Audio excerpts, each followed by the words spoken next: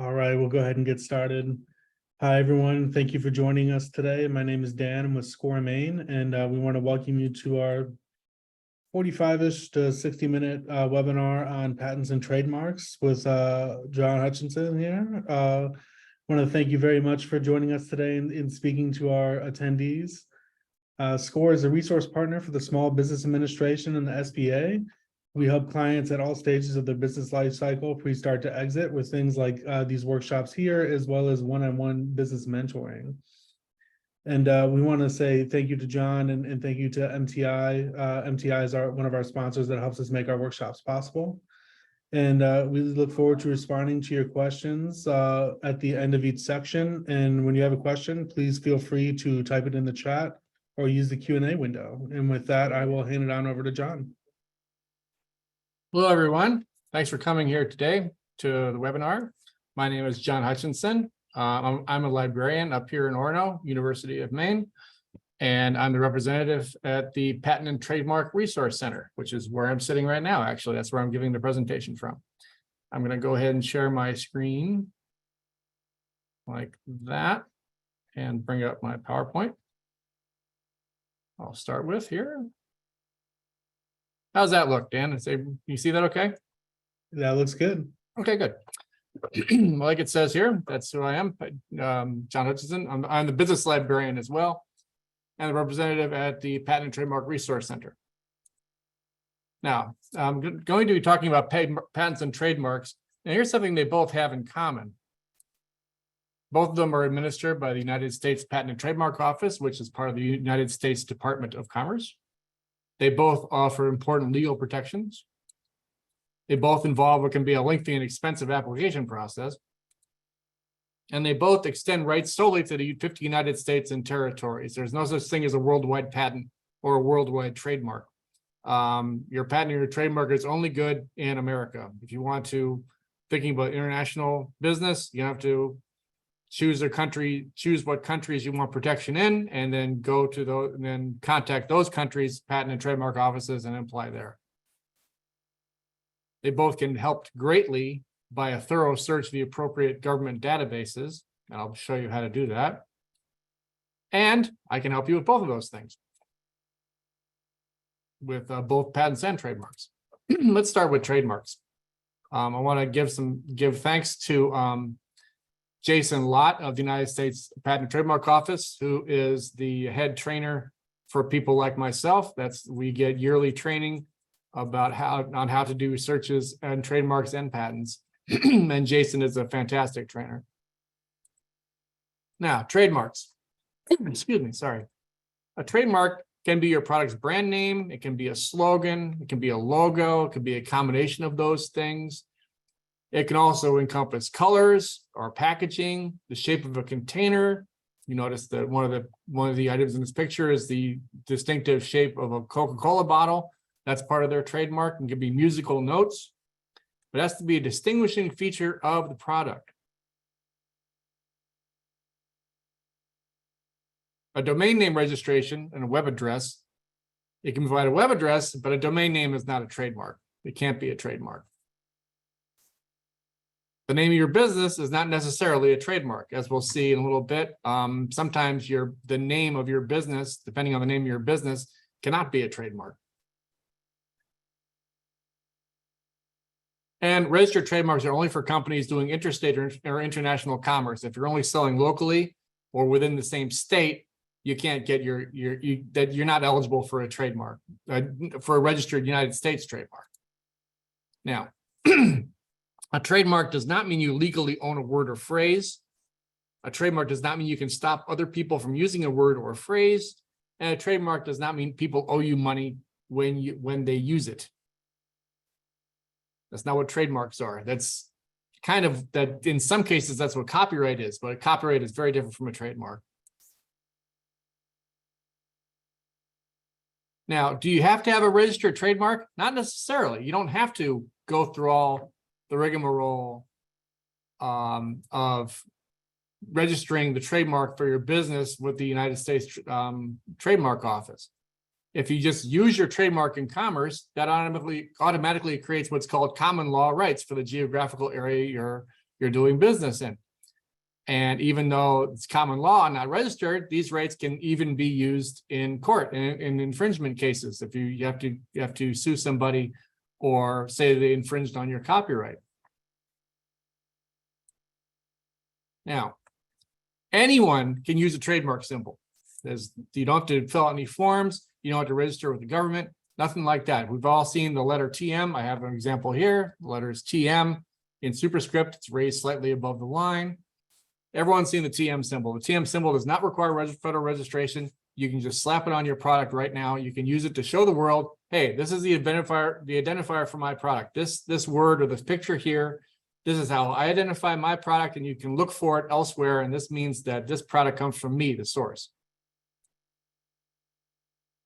And keep in mind, when you submit your trademark application to the USPTO, they only search registered trademarks. They don't search anywhere else. They don't search common law. If you apply to get your trademark, the people at the trademark office will say, okay, this person wants this trademark for this business. I'll just check the trademark list here. If they don't find anything, they might register your trademark, but there might be someone out there with common law rights who's been using something like your trademark for years and years and years, and they have common law rights. And sometimes common law can beat an official government registration in court. Here's a very basic outline of the process, and this is very basic. You design a mark you want to use, specify what goods or services you're providing in business. You have to specify what your business will be doing, what the mark is going to represent. This is called choosing your business class. Then, highly recommended, you do a search on the trademark database to see if there are any existing marks that might be confused with yours. More complicated than it sounds. You have to search the trademark database to see if there's anybody out there who already has an existing mark that might be confused with your business. You apply to the USPTO. It's $350 per industrial class. The prices just went up on that. The prices went up by 40%, unfortunately. Let's just say if you have a trademark for a restaurant you're opening, you have to pay $350 to register for a trademark to be a trademark for your restaurant. But if you decide, okay, I've got a restaurant, now I'm going to use my trademark to sell t-shirts. A lot of restaurants sell t-shirts or hats or something that have the name of the restaurant on it. If you want to have your trademark registered for t-shirts and hats and stuff, trademarks for hats and clothes is a different class than restaurants are. So if you want to have trademark protection for your hats and your t-shirts, you have to apply again. Or when you apply the first time, have two different classes. And that means if you're applying for two different classes, it's all of a sudden it's $700 instead of $350. Once you apply and pay the fees, you're assigned a U.S. Patent and Trademark Officer examiner that will examine your application. You will communicate back and forth. The examiner might have questions or concerns about your trademark. Your mark is then published for opposition in the U.S. Trademark Gazette. It's published for opposition in the U.S. Trademark Gazette, which is open to the public, and anyone in the world can look through the Trademark Gazette and look through it. And if anyone says that, hey, no, that trademark is similar to my mark, that trademark will be confused with my mark, I don't like that. So they can oppose you, and they take you to a review board. And you need to start that out with the Trademark Trial and Appeal Board, TTAB. And after that, if you go through, you're accepted by the USPTO, and you survive the publish for opposition, then you have a registered trademark and you get your mark, and you need to renew it every 10 years at about the renewal fee for every 10 years is $525 per class you're registering for. Total time from when you apply to when it all is over with, it can be probably at least 2 years, maybe more. Now, do you need a trademark lawyer? It's not required, but applying for a trademark can be a very complex process. I mean, this is a legal process. It's a process that gives you legal rights, so there are legal ramifications. And legal things can get expensive. But what you have to, if you hire a trademark lawyer, you do it to pay the lawyer, but statistics show that the ones that get legal assistance result in a quicker process with fewer complications. Experienced lawyers can help you do a very thorough search, give you personalized legal advice, and represent you if complications arise. Like we said, like if they're like all the objections raised by the USPTO examiners or by other trademark holders if someone opposes your trademark after it's been published. If you don't want to do that, you can always just apply for a trademark to the state that you're doing business in. I have a link here. There's the webpage for registration of the state of Maine. You can just register your trademark with the state of Maine and get it registered that way.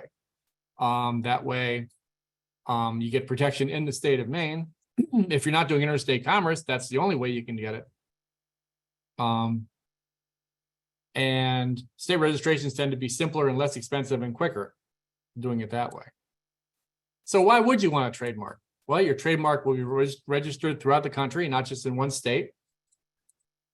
You can bring legal action regarding your trademark in federal court instead of a state court. Your trademark can be registered with U.S. Customs and Border Protection, which can help, not guaranteed preventing, but it can help prevent the importation of counterfeit knockoff products. And you can use the circled R, meaning that tells the world I have an official U.S. government registered symbol. You can use a circled R, which is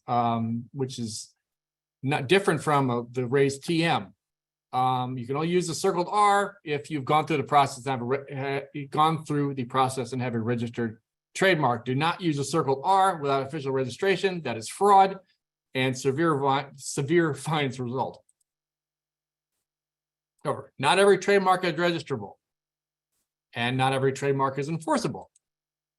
A trademark must avoid confusion with other trademarks, other brands. And the USPTO does have advice about what makes a good registrable trademark. They recommend having a trademark that suggests, it's not literal, but it suggests something. Like a trademark should not be literally descriptive. If you have an idea for a suntan oil company and you want to call it Great Tan, that's literal. It's too literal. That's too literal a description, so it's probably not going to be registrable. But the name can suggest a good tan, like if you name your suntan oil copper tone. It suggests if you have a copper tone, if you have a tan, your skin is a copper tone, and that's how copper tone has had a registered trademark for many years. You can also just have arbitrary and random words, have words that have nothing to do with your product. Like if you have a fruit farm and you try to trademark Apple Incorporated, that's going to get rejected. It's literal. If you're growing apples, you can't register that you are Apple Incorporated. But how about if you have a computer company? Sure. They registered. Apples have nothing to do with computers. But back in 1979, a bunch of guys in California and the state of Washington registered their company as Apple. And it's arbitrary. Also, just invent a nonsense word. Invent a whole new word. Nonsense invented words are easy to trademark. They're actually encouraged by the USPTO. USPTO loves made-up words. My grandmother used to complain about all these stupid words that they'd see in the grocery store, all these words they're made up. And little did my grandmother know that that's because the USPTO has been encouraging made-up words for years. Like Xerox. What is Xerox? Xerox is a nonsense word. But in 1952, some guys making a printing company decided they just can invent the word Xerox, and it's gotten very popular. I walk by dozens of different Xerox products every day when I go walking around the library here. Now, you might be wondering about trademarking a family name, like if I want to do Hutchinson Books, or a geographic name like Orono Clothes. Naming a trademark with a family name or geographic area name might seem simple, and we can all think of examples of it, but they are now discouraged by the USPTO. The process of determining whether a surname or geographic area is admissible to be a registered trademark is very complicated. I'm not going to go into it here, But for now, for more information, you can ask me for help later or ask the patent office about this. But there's a lot of hoops to jump through. You're better off just making up a word or doing a name that suggests or something like that. Now, trademarks is a combination.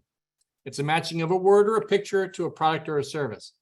Now, you can have the same word as a trademark, and they can coexist if they represent different products. We've all heard of Delta Airlines. We've all heard of Delta Faucets. They don't go around suing each other because one has Delta and the other one has Delta, because faucets and airlines are very different products. We've all heard of Dove ice cream bars and Dove soap. They don't sue each other for infringement because one is soap and one is ice cream. And hopefully you don't confuse the two and get messy. Now, this is a question I've gotten a lot before. How about if I haven't used a trademark yet? Or what if I'm already using a trademark and I've had the trademark in use for a long time and now I want to apply? You can do it both ways. You can apply if you just have an idea you want to use the mark someday, or if you already have used the mark. Those are two application types of trademarks, but it's the same basic application form. Just you have to check a different box, but you can do this either way. Now, longevity. This is the biggest difference between trademarks and patents. Trademarks, keep using that trademark and fill out the right forms and make those renewal payments every 10 years. Your trademark lives forever. Underwood Devil Ham, first registered 1868, still going. No one alive on earth remembers the first time they used it in 1868. They're all gone, but the trademark lives on because the Underwood Deviled Ham people keep renewing the trademark and keep using it. Now, anyone using the trademarks will tell you that searching existing trademarks is crucial. The database for using it is called TESS, Trademark Electronic Search System. Now, I can't do the search for you, but can I show you how it works? That's a resounding yes. I am highly trained in TESS. I use it all the time, helping people learn how to use it and answer questions about it. It's a main function of my job. Now, the USPTO will be launching an all-new trademark search system this fall. I'm confident, though, that when I'm going to show you the basics about TESS, they're not going to change everything from the ground up. They're just going to change the way you search the database. And they say it's going to launch this fall. When they updated the patent search system a couple of years ago, they said it was going to launch in the fall, and actually they ended up launching in mid-February. So it might not be the fall, it might be later. Like I said, when they do launch the new system, I will, the first thing they'll do is they'll contact all the PTRC people, myself, and all of my PTRC colleagues across the country. We'll be extensively trained in its use and we'll be ready to help you with it. Now, when you're searching and thinking about your trademark, a trademark doesn't have to be an exact match to another trademark to be an infringement. If you're thinking about calling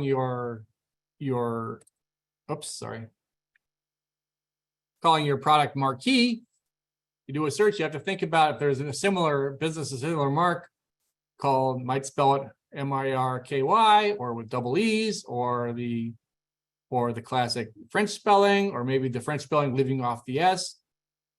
You have to think about these alternate spellings, even weird made up ones. And keep foreign translations in mind. If you name your product Sheep Incorporated, there's another similar company called Mouton in your market that might be a problem, because Mouton is French for sheep. And then that can be even more confusing if your product is going to be sold in an area with a lot of French-speaking people, like Lewiston here in Maine. Yeah, like I said, it's TESS. If you want to use TESS, go to here's a screenshot, the USPTO website. And go to on top of the website, there's a thing that says find it fast. When you do a search, you have to search two different classification codes for the business you'll be using your mark for. There's the design code list, And it's for search for trademark designs and the trademark ID manual for industrial classifications. I'm going to show you briefly both of those. Click on this. And Dan, can you see the browser window I just opened? Yes, I can. Great. So let's say this is a table of different designs for your mark, and there's all kinds of different classifications. I'm going to click on animals and scroll down to the animals. There's one for dogs, cats.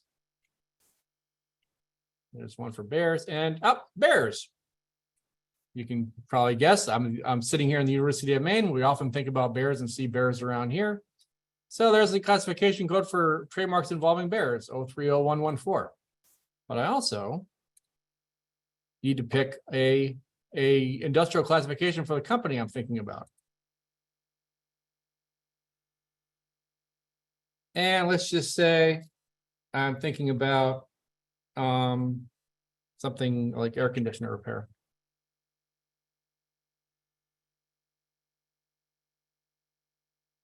Okay, this is the industrial codes and has all these industrial codes for different air conditioners. You only have to worry about the first 3 digits though. When repair air conditioners is listed as a code of 0372781. The 2781, that's the last 4 digits. That's kind of for office use only. That's used by the people who work at the USPTO. You really don't have to look about, you only have to worry about the first 3 digits. So the code you want for is 037. So I'm gonna open up test now to make sure I can show it. Go here, go back to the browser, go to USPTO. And here I'm going to get the USPTO website. There's test, opening tests. And I'm going to open up, I know exactly what I'm going to be searching. So I'm going to open up structured. And I know might even be in there. Yep. 030114. That's for bears. Search the design code. And I know it's 037 for air conditioner repair. And I'm going to go for the international class. Change this to and. So I'm searching for anything involving bears and air conditioner repair or similar business. And there's a list of 191. That's actually a minuscule search report by trademark standards. And you can click on image list. And here are all the marks of people using bears to advertise their air conditioner or similar repair. Here's one of a bear as a superhero. You can, and anyone you want, you can click on it. And this is Bear Valley Plumbing and Heating from Big Bear Boulevard in Big Bear City, California. And it's got all the information about that. And what you do is, once you do your search, you start looking through all of them, and you have to think to yourself, okay, is this mark like mine? Is it not? Are these marks like mine? Could this mark in any way confuse anyone about whether or not they're talking about my company and some other company? Is my mark distinct from these other ones? And you just go through them all. In this case, all 191. And then you have to start thinking about, if you're using words, start thinking of alternate spellings or translations and things like that. Look through the design code classifications and see if there's some other classification that might apply to your classification, to your code, to your picture, and see if it would be confused with another company that's in the list here. Now, oh shoot, lost my place. That's right. Show from current slide. One thing I want to mention is, here's one I found earlier today. Now this, you notice that there's a live dead indicator. This is something I would change about the USPTO if I could. They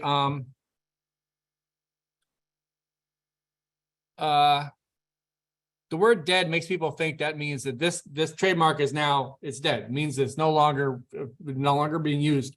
And that's not what dead means. Dead means that the mark is just not officially registered anymore. The registration has lapsed, either by accident. Some companies just forget to renew and their registration lapses. And some of them might just say, okay, we're established here. I don't have to worry about it. I've got enough common law built up that I don't have to pay the registration fees anymore. So a dead mark might still be out there, and it's up to you to do research and find out if the dead mark is out there, like I did today. Brave Bear is still in use. I took this screenshot of the website not too long ago. Brave Bear is a registered trademark. See, there's a trademark they registered a long time ago, and it's still being used right there, identical. So dead is not meaning dead. I tell people that trademarks are the land of the living dead.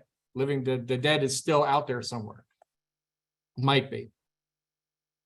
And I just gave the demonstration. Okay. Here's my first plug for my PTRC research guide that I put up. And I have a trademark tab on the guide here. And with a lot of interesting information here, and more importantly, links to different sites at the USPTO and elsewhere for people that you can find, that you can use. I've worked very hard on this guide, and I think it's got a lot of information here. So that's the end of part one. So I like to, when I'm giving a presentation on patents and trademarks, I like to stop for a few minutes at the end of it and talk about, field some questions. Dan, do you have any questions in chat there? Yeah, so the only questions we've actually received so far have just been folks curious about getting the slide deck and recording, which will be distributed to all registrants after the workshop. Yep. But as we have a few more questions roll in around trademarks that you just covered here, I did have one question. So if you're a small business owner and you're hoping to get a trademark done, is this something where obviously the time that's going to be invested is going to vary greatly depending on both your class, the class that you're going for, your industry and things like that. But like, what would you normally tell people? Like, hey, you might want to set aside a day for this, or this might take you a week of research, or what would be the normal? Researching is going to take a while. A week should be the minimum, actually. You really have to think outside the box. Think of alternate spellings, and really think about, if you design a mark that has a picture of an animal, you think about, I think it looks like a bear, but some other people might think it looks like a badger. And if someone else had the same business as you has something that actually is a badger, you have to think about that too. So you might have to do a search on marks for your business that look like badgers. That's just one example. You have to really think about all possible ways that someone could confuse your mark with somebody else's mark. It can take a long time. I can definitely see, especially with animals, I could see that could be, yeah, that'd take a long time. Mm-hmm. We just had a question roll in here from Rebecca. Yeah. If you come up with a made up word for a business name, kind of like you gave the Xerox example, can you search tests for that specific word? You bet. You can search any word in test. Yeah. Yeah, you can search. You can search those made up words and might think about. I helped another inventor who had the word flex as part of the trademark he wanted to use, and flex. Okay, but if you think about flex, F you might think FLEX, but you have to think about people who might get put more than one X at the end, or people who say FLECKS or CKKS. You have to think about all these different weird spellings that might come up. That if it doesn't matter if it looks like, if it's spelled differently, if it sounds the same when you say it out loud, that can still be confusion. Audio confusion is still brand confusion. And if you have two different companies in the same business, and one is just the letter Q and the other one spells it CUE, that's still grounds for confusion and might trip up your application. So just as a follow-up to that one, when you're searching in tests, how likely is it to provide your search results to provide those kinds of like alternate spellings, or do you want to try to really come up with all those alternate spellings yourself and search each one individually? You can search, you can come up with it, but, and this is I purposely didn't go into it right here, but there are some interesting things you can do with curly brackets and regular brackets and text and You can tell it to look for all different hard consonants or different consonants in that way, or different vowels. And I can certainly show someone how to do that. And there are ways there are shortcuts for searching alternate spellings for sure. We had another question come in. Yeah. Is it a good idea to use the registered trade name as a domain name? Is that allowed? That's allowed, certainly. When you're using a domain name doesn't automatically register anything. People think just because I registered the domain name with the DNS people, that means it's a registered trademark. No, it just means you have a registered website. But it's probably a good idea just from getting your brand out there standpoint. But it won't hurt. It wouldn't hurt to do it that way. All right. And we had one more come in here, and Okay. after this one, we'll probably go ahead and get started on patents, and then we can save any other questions for the end. Right. How common is it for someone to pursue a trademark independently rather than going to a lawyer? But make no mistake about patents and trademarks. This is a legal process. A trademark gives you legal rights. And because it's a legal process, you're dealing with lawyers. You're dealing with a legal binding contract. And the communications you're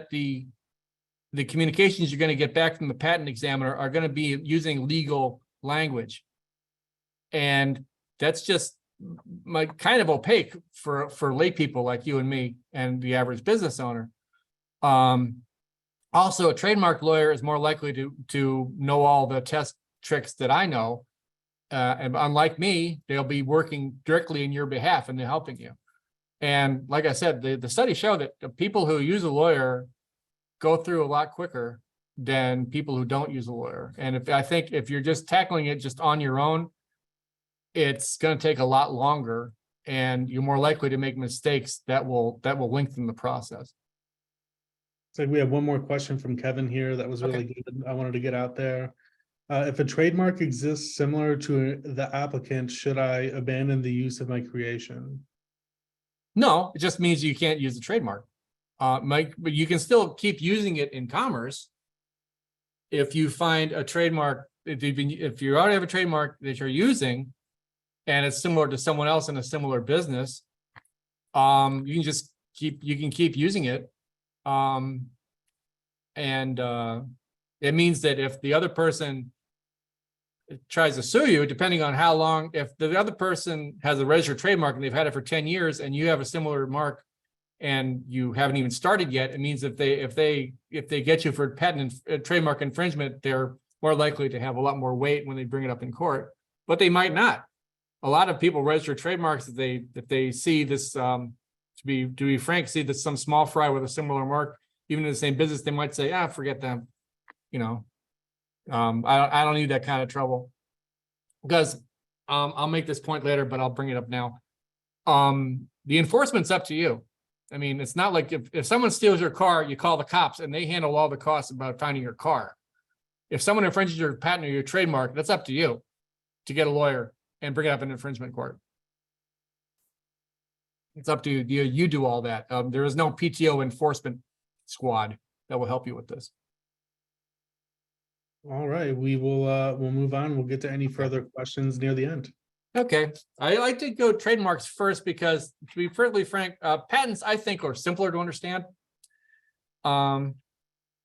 Here's patents. Okay, patent, it's a legal agreement which gives the owner a right to exclude others from manufacturing, using, marketing, selling, offering for sale, or importing an invention for a specified period of time. It doesn't last forever like trademarks do.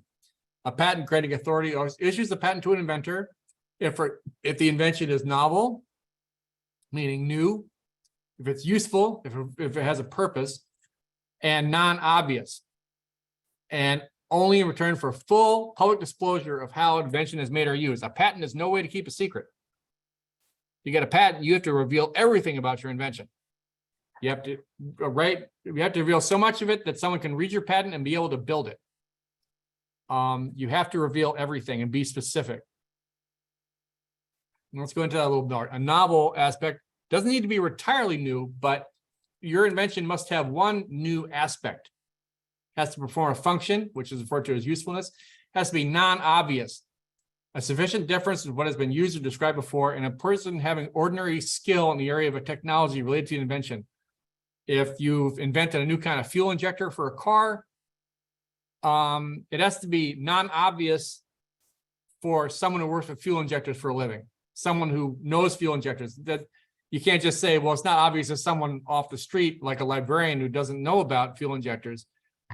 It has to be non-obvious to someone who works with that and works with that for a living, someone who knows about fuel injectors. There's actually 3 different kinds of patents. Utility patents is what most people think of when they hear the word patent. It's an invention. It's a new machine or an article of manufacture or some new composition of matter.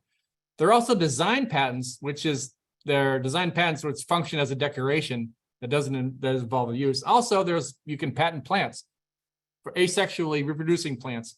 Mostly those are used for flowers, for decorative flowers, and sometimes for fruits. Those are the most common ones. Now, the patent must be novel and not exist. That should be existing, not exiting. Sorry about that.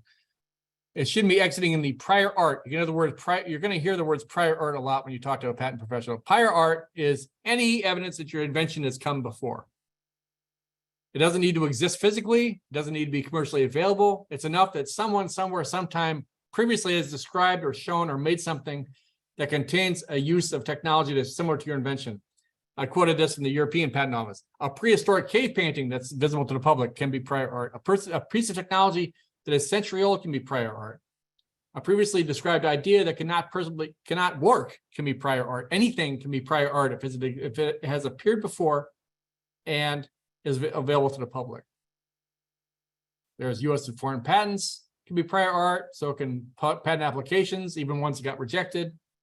Theses, dissertations, journal and magazine articles, books, manuals, catalogs, websites, databases, conference proceedings, anything on social media, movies and TV shows. I read about a guy who tried to patent a type of medical restraint for a hospital, but it resembled a medical restraint that was used in a movie that the examiner found.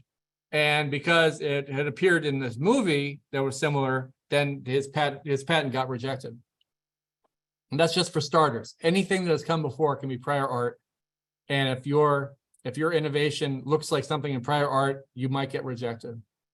Basically, the outline is you come up with your device or your patent or your plant or whatever, search all over the place, including the patent office database to see if you've appeared before. You make the application, you submit your application, you communicate back and forth with the patent examiner. You receive your patent or not. It can take about 2 years or maybe more. The of expirations, utility and plant patents expire after 20 years.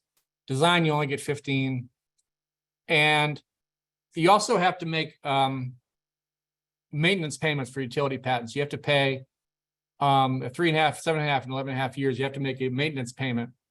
And the maintenance payments go up every year. The payments are calculated based on the size of the organization that's applying. There are 3 levels. There's micro, small, and undiscounted. If it's something like DuPont applying for a patent, they're not going to get discounted. They're paying full price. But if you're one person alone, you qualify as micro, and you won't get charged as much for maintenance payments. That's only for utility payments. If design patents and plant patents don't have maintenance payments, you get your patent and you have to pay for the whole rest of your patent life. You have to search that prior art. And fortunately, it's easier to do that these days because all patents are publicly available. They can be searched in the USPTO. You can search patent applications back to 2001. Rejection can occur even if your application resembles an earlier failed application that failed and never became a patent. It still counts as prior art. And examiners, like I implied before, they don't just look at existing patents; they look everywhere. They look so much. I don't even know how they find half the stuff that they find, but they look everywhere to look for any evidence that you're not being completely original. It's called, the current database is called Patent Public Search. Once again, you can find it under Find It Fast in the USPTO website, same place where you found tests for trademarks. And here also, you got to find that classification code for your invention. It's really, really, really important. And I have a link there for finding classification codes for your patents. There's also provisional applications. If you if you want to get your name in the system, but you aren't ready to submit the full application, you can submit a provisional application, which has fewer requirements than a standard application.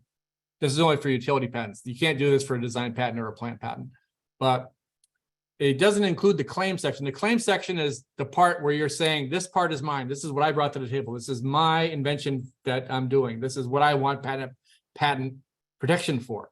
But you can fill out everything but the claims and submit a provisional.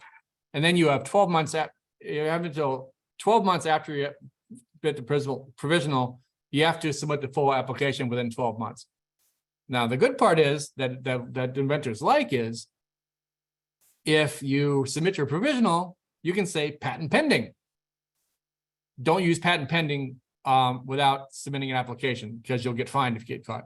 But once you get patent pending, venture capitalists and people, investors, they like saying that patent pending if you're looking for application, if you're looking for money to support your invention, because they say, oh, patent pending. Oh, well, he at least got the application process started. I like that. Looks like you must have it serious. You must have at least enough to submit an application. So that's available for utility patents. Do you need a lawyer? It's not required, but it's a legal process. And they're gonna use even denser legalese language than the trademark people do. Note that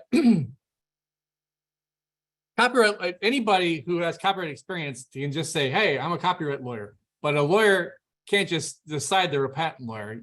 A patent lawyer has to pass a specific patent bar exam, separate and distinct from the state bar exam, before they can practice patent law. So if you're shopping around for a lawyer, make sure you ask him, okay, did you actually, I need some proof that you passed the patent bar exam. And I cannot recommend a lawyer. I can just tell you there are lawyers out there in the state of Maine. State of Maine has patent lawyers, and you can choose whichever one you want. But I cannot recommend a lawyer. That's a huge no-no. And this link is useful. The USPTO has ways to apply for pro bono, which means no cost legal advice. You can apply for, it's not guaranteed, you can apply to get free legal advice. Means the lawyer will help you for free. You still have to pay the application fees and all the fees that are involved with applying for a patent. So you're still paying something, but you're not paying the lawyer. And that can really streamline the process. And here's a live demonstration, I hope. Let me go back out here and go back. Okay, go back to the home page of the patent office and go to patent public search. You notice there's basic and advanced. Now you might think that, okay, I'm just getting started. And I probably want to use basic and not advanced. This is very misleading. Basic, the word basic here refers to what you're looking for. Basic is really only useful if you know exactly what patent you're looking for. If you want to look up a patent by its patent number or its application number. If you're looking on a topic, if you're looking for a type of invention, you're better off clicking on advanced search. Almost everybody's going to have to look on advanced search. Now I'm going to go to the supposition that I'm going to look for inventions related to an invention without which the history of librarianship would be very different. The self-inking rubber stamp. Now I'm going to go look up self-inking stamp.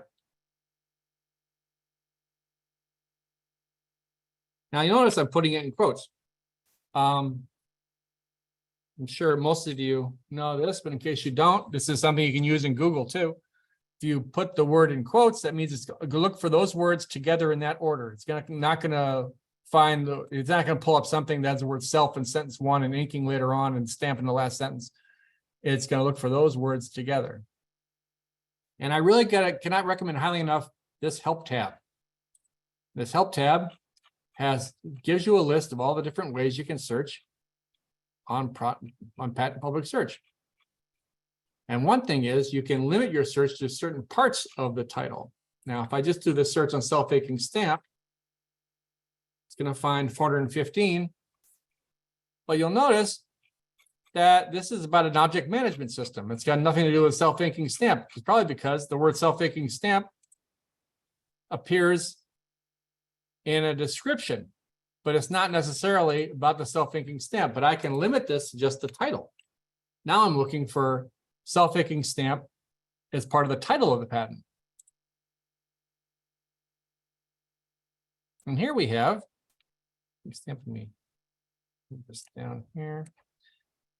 And let's see what the oldest one is. Right now it's still, it's sorted with the most recent ones first. I'm going to resort this so the oldest one is on top. Okay, the oldest one is actually from 1900. Here's a patent for a self-faking stamp from the year 1900 by someone named Mr. H.A. Thexton. Now, this patent has expired. It expired in 1920, probably. It's expired, so I don't have to worry about it, right? No, it's still part of the prior art. So if your self-inking stamp resembles this self-inking stamp from 123 years ago, you can still you might get rejected because it resembles something that came before.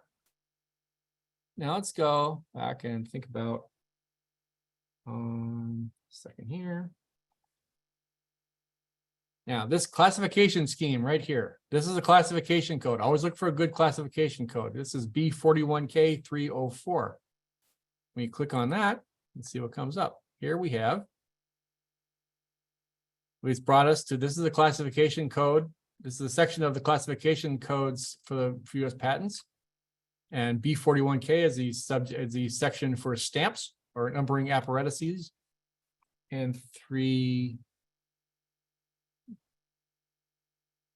I think it was 140. Okay, inking device is operated by stamping movement. So you can just copy that and go back here. Paste. And can it get more complicated? I'm afraid it can. Over here, it's got spaces. But to do a search, you have to take the spaces out. Tell me this isn't a government operation. You have to actually manually take out I won't do that part. You have to take out the spaces, then do a search. So now we're doing a search on the classification code for self-inking rubber stamps, and we find the oldest one. Now that we've done a more precise search using classification code, we found a self-inking stamp from 1845. Mr. G.P. Gordon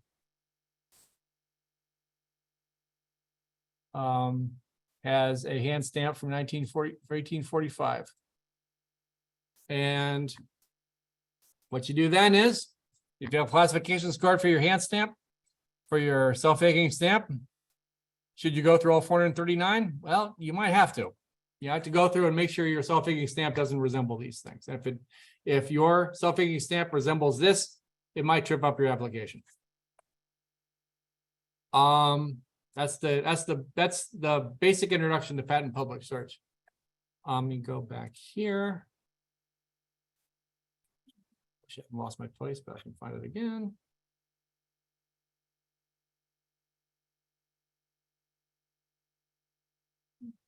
Here.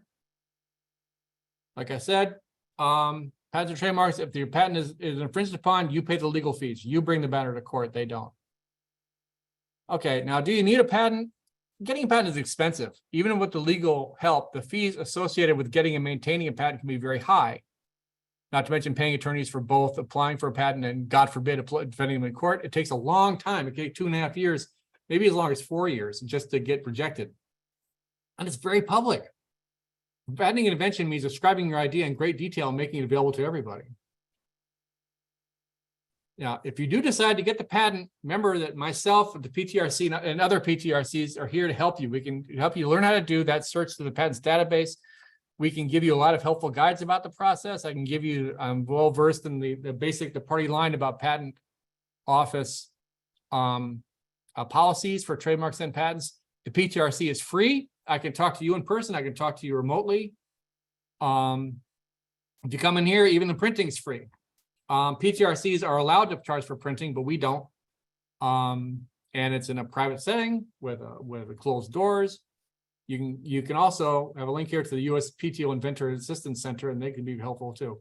You might be wondering, well, what about copyright? Well, copyrights get grouped together with patents and trademarks, which is understandable. But my knowledge of copyright is mostly gleaned by just go right to the source, go to the United States Copyright Office. I cannot really answer any copyright questions. I'll just refer you to the LOC because they know about it. PTRC people are not trained in copyright at all. And we're here to help. Here's actual picture of me in the act of helping a student here. I thought it was neat that the student was named Lincoln, and I thought that was appropriate because Abraham Lincoln was the only president to ever get a patent. Always keep in mind the UMaine PTRC guide for patents. I'll bring that up again. I have what I think is a really great couple of tabs about patents that give you information about them. A lot of links where to find information.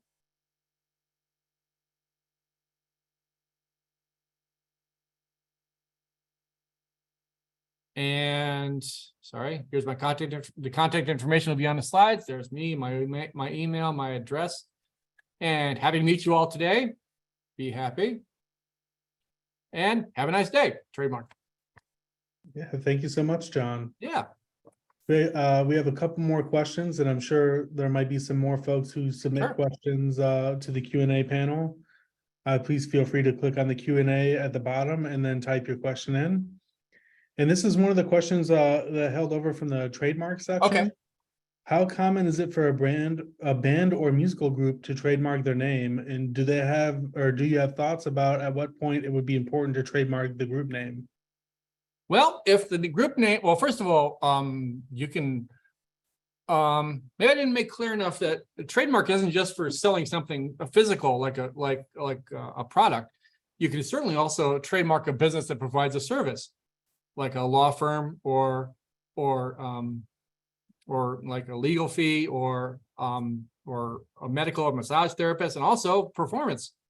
Certainly if you're a rock band, you're performing a service, you're entertaining, and a lot of rock bands trademark their services. And if you're a rock band, you're selling products across state lines, like most musicians I think hope to do. It might possibly be a good idea to trademark it so no one else, so people knows that this musical group is a registered trademark, and also to help differentiate themselves from other groups that might have in the similar genre. Yeah, we actually had someone here requesting your contact information. Would you be able to go back to that slide? Sure. That's me. Oh, and I'm gonna answer a question in case it comes like this question. It seems like people always ask this question: can you patent a computer program? And the answer is a resounding yes. You can Apple and Microsoft is a patent software packages all the time. So you can patent a computer program. And for Noreen, the slides will be sent out in a post-event email. Yep. And we had another person, is it allowed to reuse a written portion of the content in another product? I authored the paper and still be recognized as the original artist? Well, that's kind of a copyright question. I mean, better off just contacting, if you can go to the Copyright Center at the Library of Congress has a great page. I have a link to it in the slides here. So you can ask them about that. But it sounds like that's a copyright question more than a patent or a trademark question. We had another one here from Rebecca.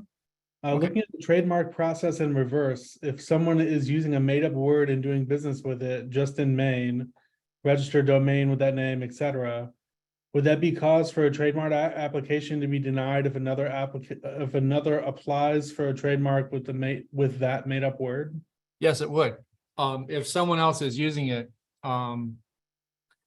even if they're unregistered, you can still get dinged for that. Now, keep in mind that trademark examiners at the USPTO, they're only going to search existing registrations. They're blinkered. They only look at the registered trademarks. It's up to you, the applicant. Now you might apply for like that Bear air conditioning place we found.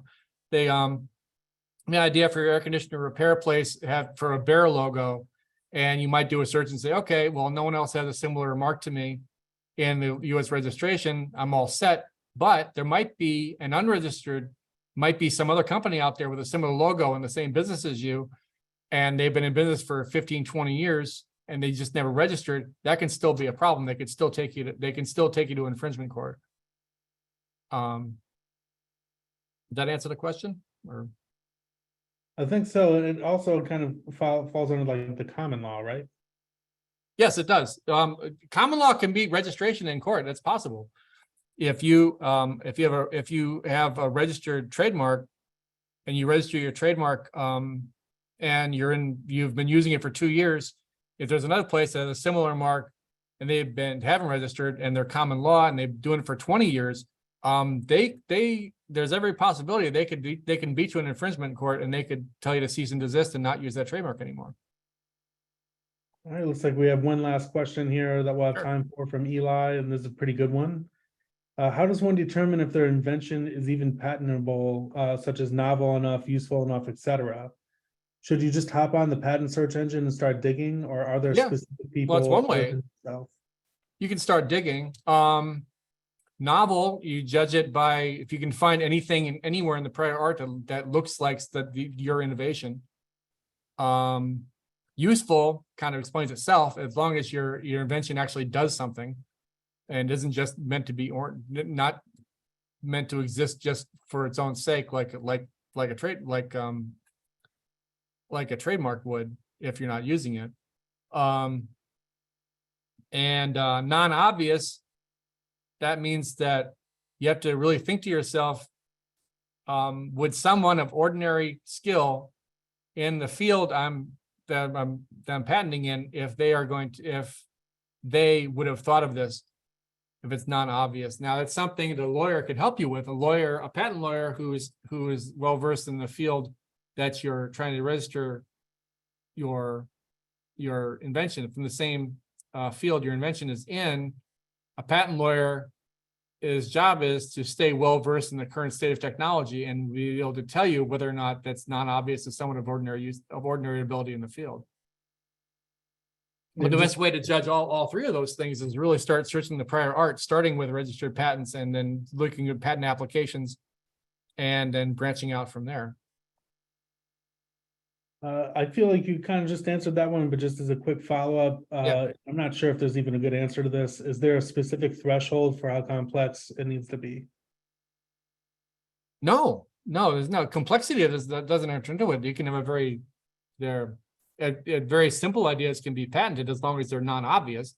Non-obvious doesn't mean complex. Sometimes a very simple innovation can be patented. It happens a lot, especially in new fields. But sometimes even in older fields might be some simple innovation, maybe an innovation based on new materials for old like for new machines can be have an innovation involving new materials that are new and old invention might be able to rebuild with a new kind of metal or a new kind of polymer or something like that. It can be a very simple innovation. But if it's not obvious and hasn't happened before and it provides a use, they can still be patented even if it's not complex. Thank you very much, John. Unfortunately, that's all the time that we have today. We're already a little over, but Any more information, just all you all out there, just give me an email or a call and I can help you with that. Yeah, thank you to everyone who's attending today. The recording will be sent out for review and the slides as well. So if you have any questions, please feel free to reach out to John. And Yeah. Oh, go ahead. Yeah, Dan, I'll give the deck a little once over and see if there's any other typos I missed, and then I'll send it to you by the end of today. I'll get to that, Dan. Perfect. So be on the lookout for that email, and we look forward to seeing everyone next time. Okay, thanks a lot, Dan. Thanks, everybody.